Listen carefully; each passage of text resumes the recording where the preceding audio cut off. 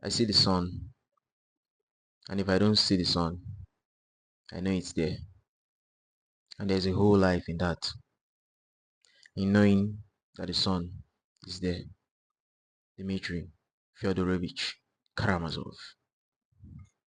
Welcome to the part 4 and epilogue of the brothers Karamazov by Fyodor Dostoevsky. So, was Dmitry Fyodorovich indeed guilty of parricide? Or is he innocent? Let's go straight into the crux of the story and see how Fyodor Pavlovich died. So to explain what happened, we have to understand the motive of the perpetrator, the valet, Smediakov. Smediakov resented his parentage. He was ashamed of it and would clench his teeth when he remembered that he was the son of stinking Lizaveta. He was disrespectful to the servants, Grigory, and his wife, who had cared for him in his childhood. He cursed and jeered at Russia, his country of origin, where he was born, and he had never, by the way, traveled out of Russia before. Smediakov dreamed of going to France and becoming a Frenchman. He used to often say that he hadn't the means to do so. Smediakov, knowing himself to be the illegitimate son of Fyodor Pavlovich, most likely resented his position compared with that of his master's legitimate sons.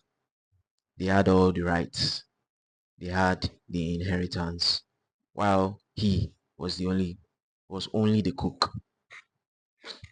Smediakov had initially become acquainted towards Ivan Fyodorovich, the second son of Fyodor Pavlovich. They took to each other, discussing philosophical questions. Smediakov came to know Ivan Fyodorovich's character more intimately during their discussions, and he discerned Ivan's dislike of his father, Fyodor Pavlovich. Although Ivan didn't express this feeling of his in words or action, like his elder brother, Dmitry Fyodorovich, had obviously done publicly. In a way, Smediakov felt some kind of camaraderie with Ivan towards their shared resentment for the same man, their father, Fyodor Pavlovich. Smediakov was particularly drawn towards one of Ivan Fyodorovich's philosophical view in respect towards what Ivan had postulated in his famous article that he had written on the position of the ecclesiastical courts, which was that everything in the world is lawful and nothing must be forbidden in the future. After the whole occurrence of Fyodor Pavlovich relating to Smediakov, the signal of the knocks, and the 3,000 rubles which he had kept aside for Grushenka, to which Smediakov had related to Dmitry Fyodorovich Karamazov. Smediakov then informed Ivan Fyodorovich of Fyodor Pavlovich's plan, and Dmitry also being aware of them the day before Ivan had gone to Moscow, or Moscow, whichever one is the pronunciation. You see, Smediakov looked on Ivan Fyodorovich as a protector, whose presence in the house was a guarantee that no harm would come to pass. When Ivan Fyodorovich was leaving for Moscow, Smediakov beseeched Ivan to remain. Smediakov confined himself to hints, but his hints were not understood by Ivan. As soon as Ivan Fyodorovich had driven out of the yard, Smediakov went to the cellar. He went quietly down the stairs to the very bottom and laid down quietly. And as he laid down, he gave a scream and struggled till he was carried out. He shammed an epileptic fit. They laid Smediakov on the bed. He knew he would be on the other side of the partition. For whenever Smedyakov was ill, Marfa Ignatievna, old Grigory's wife, used to put him there, near them, at the lodge, the servants' quarters. At night, Smedyakov moaned, but quietly. He kept expecting Dmitry Fedorovich to come into the house, for he had no doubt that Dmitry would come that very night. For being without Smedyakov to inform him about Fyodor Pavlovich and getting no news, Dmitry would be sure to come and climb over the fence as he used to and do something. Smedyakov expected Dmitry to kill Fyodor Pavlovich. He thought that that was for certain, for he had prepared Dmitry for it. During the last few days, Smedyakov had purposely informed Dmitry about the knocks. That was the chief thing. With Dmitry Fyodorovich's suspiciousness and the fury which had been growing in him all those days, Smedyakov expected that Dmitry was bound to get into the house by means of those taps, that was inevitable. So Smedyakov was expecting Dmitry. Smedyakov's aim was to acquire the very 3,000 rubles which Fyodor Pavlovich intended to give to Grushenka if she had come. Dmitry was a stepping stone to aid Smedyakov towards that goal by Dmitry killing Fyodor Pavlovich. Smedyakov had told Dmitry that the money was under the mattress in Fyodor Pavlovich's room, but that wasn't true. The money had been lying in a box, and afterwards, Smedyakov had suggested to Fyodor Pavlovich, as he was the only person Fyodor Pavlovich trusted, to hide the notes in the corner behind the icons, for no one would have guessed that place, especially if they came in a hurry. So that's where the envelope truly laid. And if Dmitry Fyodorovich had committed the murder, as Smedyakov predicted, he would have, finding nothing, Dmitry would either have run away in a hurry or he would have been arrested. So Smedyakov, still laying on the bed beside Marfa Ignatievna, old Grigory's wife, thought he had heard Fyodor Pavlovich shout. But before that, old Grigory had suddenly got up and came out and suddenly gave a scream, which was when Dmitry had knocked old Grigory on the head with a brass pestle as he was trying to scale over the fence out of the house to which Grigory had been preventing Dmitry from making his escape. I talked about that in the part 3. You can check my channel. There's a playlist where you can see it sequentially. And then all was silence and darkness. Smedyakov laid waiting, his heart beating. He couldn't bear it. He got up at last, went out and saw the window open on the left into the garden. He stepped to the left to listen whether Fyodor Pavlovich was still alive, and then he heard Fyodor Pavlovich moving about, sighing. So Smedyakov knew Fyodor Pavlovich was still alive. Eek! Smedyakov thought. He went to the window and shouted to Fyodor Pavlovich, "It is I!"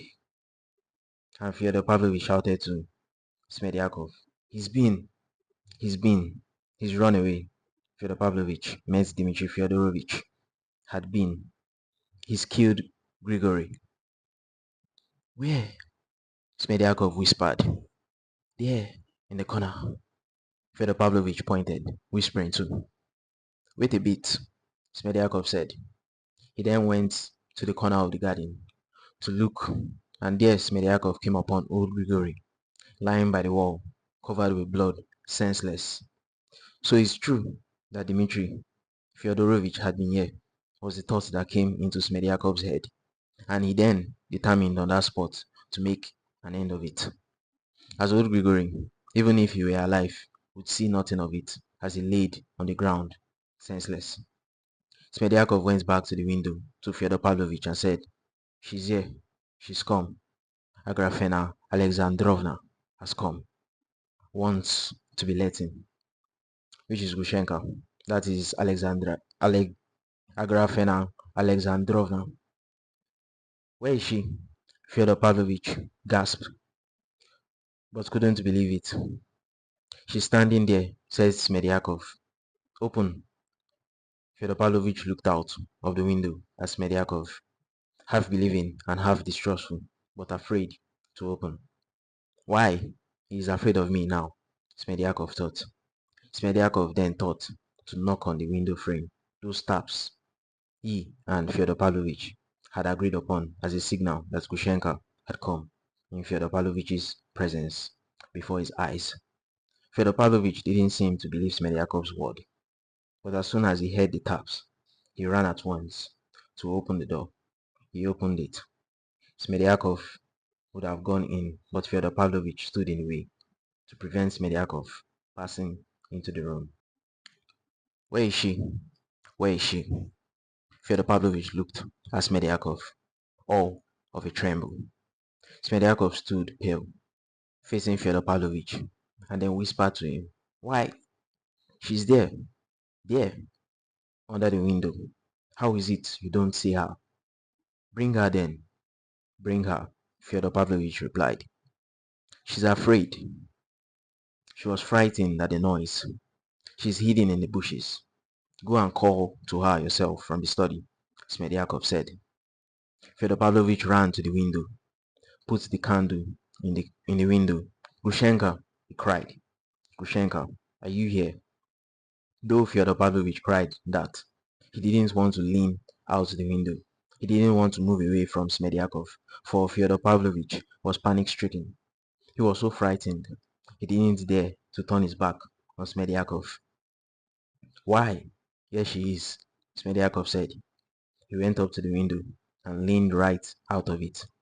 "Here she is. She is in the bush, laughing at you. Don't you see her?" Fyodor Pavlovich suddenly believed it. He was all of a shake. He was awfully crazy about Gushenka, and he leaned right out of the window. Smediakov then snatched up an iron paperweight from Fyodor Pavlovich's table, which weighed about 3 pounds. He swung the iron paperweight and hit Fyodor Pavlovich on the top of the skull with the corner of the iron paperweight. Fyodor Pavlovich didn't cry out. He only sank down suddenly, and Smediakov hit Fyodor Pavlovich again, and the third time. At the third time, Smediakov knew he had broken Fyodor Pavlovich's skull. Fyodor Pavlovich suddenly rolled on his back, face upwards, covered with blood. Smediakov looked round. There was no blood on him, not a spot. He wiped the paperweight, put it back, went up to the icons, took the money out of the envelope, and flung the envelope on the floor and the pink ribbon beside it. He went out into the garden, all of a tremble, straight to the apple tree, with a hollow in it. He had marked it long before and put a rag and a piece of paper ready in it. Smediakov wrapped all the notes in the rag and stuffed it deep down in the hole. He went back to his bed, laid down, and thought if Grigory Vasilievich, which is old Grigory, has been killed outright, it may be a bad job for him. But if he is not killed and recovers, it will be first rate, for then he will bear witness that Dmitry Fyodorovich had been here, and so he must have killed Fyodor Pavlovich and taken the money. Then Smediakov began groaning with suspense and impatience, so as to wake Marfa Ignatievna, old Grigory's wife, as soon as possible. At last, she got up and rushed to Smediakov, but when she saw old Grigory was not there, she ran out, and Smediakov heard her scream in the garden, and that set it all going and set Smediakov's mind at rest. 2 months had passed since Dmitri had been at the prison in town awaiting his trial, and his younger brother, Alexei Fyodorovich Karamazov came to him, came to visit him, and Dmitri then revealed to Alyosha, whom is also Alexei Fyodorovich. Alyosha is also a name he goes by. Dmitri revealed to Alyosha that he has found in himself a new man. In the last 2 months that he had been in prison, a new man had risen in him. That is Dmitri. This new man was hidden in him, but would never have come to the surface if it hadn't been for the blow from heaven. Dmitri was referring to the peculiar circumstances which led to his arrest. To further enunciate this state of Dimitri's mind, I would use a quote by Carl Jung, who was a Swiss psychiatrist and psychotherapist. The quote says, "Nobody can fall so low unless he has a great depth. If such a thing can happen to a man, it challenges his best and highest on the other side." That is to say, this depth corresponds to a potential height and the blackest darkness to a hidden light. Dmitri then revealed to Alyosha that Ivan had come from Moscow to see him at the prison. Ivan had ordered Dmitri to escape. Ivan had thought it all out and it could be arranged. It was all a matter of money. Ivan planned to pay 10,000 rubles for the escape and then give Dmitri 20,000 rubles for America. How has Ivan acquired this large amount of money to spare? To explain this occurrence, we have to revisit Ivan's relationship with the valet, Smedyakov. When the news broke of Dmitri's arrest towards the mother of their father, Fyodor Pavlovich, Ivan was convinced that his brother Dmitri Fyodorovich was the perpetrator. But after visiting Smedyakov twice to question his involvement towards the crime, and then speaking to his younger brother, Alexei Fyodorovich, whom Ivan had come to value his opinion, Ivan was surprised that his brother, Alyosha, was of the reasoning that Dmitri was innocent, despite the overwhelming evidence against their brother, and that Alyosha believed that it was Smedyakov that had murdered their father, Fyodor Pavlovich. Ivan Fyodorovich, wanting to get to the root of this whole puzzle, decided to go and question Smedyakov a third time, to which Smedyakov then divulged the truth of his involvement, to the horror of Ivan, who had become ill, suffering from disorder of the brain as diagnosed by a doctor. But Ivan had refused to seek treatment and instead dismissed the subject. But he had come gradually to be conscious of his delirium as he refused treatment. Smedyakov revealed to Ivan that he had hinted to him beforehand that possible harm may befall his father, Fyodor Pavlovich, but Ivan still chose to leave town rather than staying to prevent it. This then was perceived by Smedyakov that Ivan probably, too, was very desirous of Fyodor Pavlovich's death. This occurrence, according to Smedyakov's reasoning, was due to the point that if Fyodor Pavlovich were to die without marrying Grushenka, who was sure to then possess all of Fyodor Pavlovich's wealth if that happened. But if Fyodor Pavlovich were to die before that situation could have manifested, then Fyodor Pavlovich's three legitimate children would be left to inherit about 40,000 rubles each. But if Dmitry Fyodorovich were to murder Fyodor Pavlovich and thereby forfeiting his inheritance, Ivan and Alexei would get or inherit 60,000 rubles each. And probably Ivan would then give Smedyakov a sizable amount of money from his inheritance out of appreciation or camaraderie for acting out that thought that Smedyakov knew that Ivan held in his mind. As Smedyakov also resonated with Ivan's philosophical opinion, which Ivan had discussed with Smedyakov, which was that everything in the world is lawful and nothing must be forbidden in the future. To which Ivan was infuriated at this accusation, but saw the truth regardless of Smedyakov's postulation that he did indeed desired the death of his father, Fyodor Pavlovich, and there was indeed a gain to it.